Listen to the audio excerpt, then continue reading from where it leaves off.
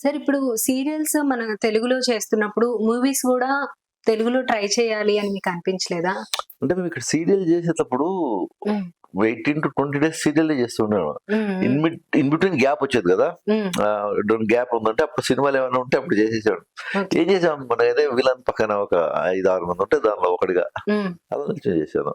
Okay. అలా step by step మనము మనకు వచ్చే ఫస్ట్ ఇన్కమ్ అది చూసుకోవాలా. ఇప్పుడు హ్మ్. సీరియల్ అంటే ఒక నెలగానే మాకు ఇంత అమౌంట్ వస్తుంది. హ్మ్. మనకు అది ఉపయోగపడుతుంది. సినిమాల మీద ఉంటే ఎప్పుడు వస్తుందో లేదు, ఎప్పుడు పోతుందో లేదు ఆ విధంగా ఉంటుంది. సో ఇది మనకేందంటే ఇప్పుడు కనీసం ఒక సీరియల్ స్టార్ట్ అయితే ఒక 3 ఏళ్ళు, 4 ఏళ్ళు మనకు ఒక పర్మనెంట్ ఇన్కమ్ అనేది వస్తుంది ఉంటుంది. కదా. అవును. ఫస్ట్ దాన్ని నేను ఎక్కువ ఫోకస్ చేశాను. ఓకే. అది చేసుకుంటూ వచ్చిన వాటిని ఇది చేసుకుంటూ వచ్చాను నేను. ఓకే. ఇప్పుడు మీరు తమిళ్, కన్నడ, మలయాళం, తెలుగు హ్మ్. అన్నిట్లో ఆల్‌మోస్ట్ సౌత్ ఇండియా మొత్తం కవర్ చేశాను. అన్నిట్లో వస్తున్నారు. ఆ! సో, ఎలా అనిపిస్తూ ఉంటుంది సార్? కానీ తెలుగులో తక్కువున్నాయి గదా! కంపారిటివ్‌లీ తమిళ్ ఎందుకు అసలా అలా ఎందుకుందంటారు? అంటే తెలుగులో చేస్తూ వచ్చాను. బట్ నేను ఇన్ బిట్వీన్ నేను ఒక దీని మీద నేను తమిళ్ చేయడం జరిగింది. అక్కడ క్లిక్ కావడం ఆ మూవీ. అంటే నేను చేసిన మూవీ ఏందంటే చాలా తక్కువ బడ్జెట్‌తో అంతా కొత్తోళ్ళు. హ్మ్. నలుగురు పిల్లలతో 'గోలీ సోడా' అని. ఓకే. విజయ్ మిల్టన్ అని చెప్పేసి దానికి డైరెక్టర్ ఈస్ ద కెమెరామెన్. హ్మ్.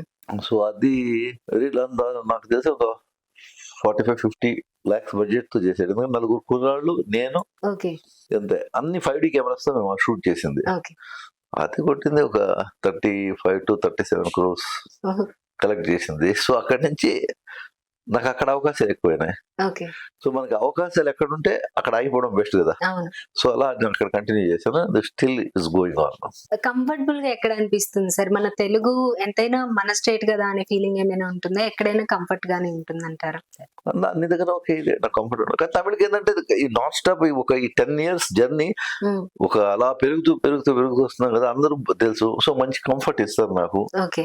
లాంగ్వేజ్ ఇష్యూ ఏమైనా ఉంటదా సార్? హ్మ్. డబ్బింగ్ చెప్పేటప్పుడు మీరే చెప్పుకుంటూ ఉంటారా? తెలుగుకి వచ్చేసి మన ఆర్‌సీఎం రాజు గారు చెప్తారు. హ్మ్.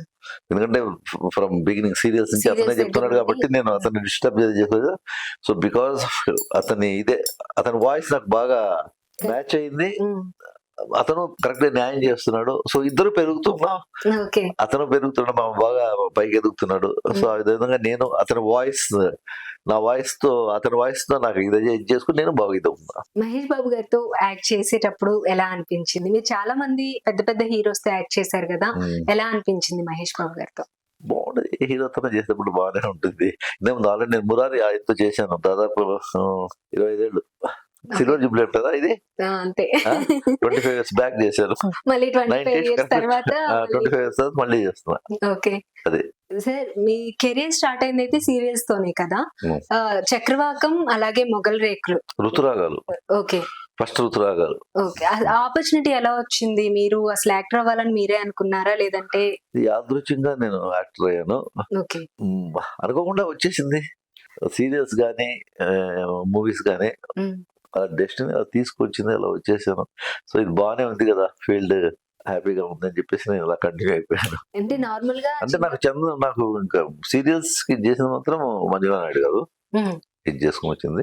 ఓకే. నేను చేసిందాన్ని 3 సీరియల్స్ ఆవిడవే చేశాను నేను. అసలు ఛాన్స్ ఎలా వచ్చింది సార్? మీరు ఆడిషన్ ఎలా ఇచ్చారు? గిడిషన్ ఏం లేదు. ఓకే. డైరెక్ట్‌గా చిన్నప్పటి నుండి ఎప్పుడైనా అనిపిచ్చేదా మీకు యాక్టర్ అవ్వాలని కానీ అది? అసలు నాకు స్టేజ్ అంటేనే భయం. ఓకే. ఆ సో విధంగా ఉన్నాను. సో ఎలా అనిపిచ్చేది సార్? ఫస్ట్ మూవీ ఏంటి సార్ మీదసలు? నాకు ఫస్ట్ మంచిది తమిళ్ నేను చేసింది. ఓహ్! మూవీ స్టార్ట్ చేయడమే తమిళ్ నుండి స్టార్ట్ తమిళ్ స్టార్ట్ చేశారు. చేశాను. ఓకే. చూడ్డానికెళ్ళి యాక్టర్ అయ్యాను. చూడ్డానికి ఎళ్లి యాక్టర్ అయ్యారు. యాక్టర్ అయ్యాను. అన్నీ కూడా వెతికే అవసరం లేకుండా డైరెక్ట్‌గా మీ దగ్గరికి వచ్చేసాయి అంటే ఇది ఆపర్చునిటీస్. దీంట్లోకి రావాలేమో నేను. హ్మ్. అందుకలా ఇదే సెట్ అయి కూర్చుంది. మనం విజయ్ దళపతి హీరో ఉన్నారు కదా. హ్మ్. హ్మ్. వాళ్ళ ఫాదర్ నన్ను ఓకే. ఇంట్రొడ్యూస్ చేసింది. ఆయనే అసలు 3 సినిమాలు ఆయనతో చేశాను. అతని డైరెక్షన్‌లో.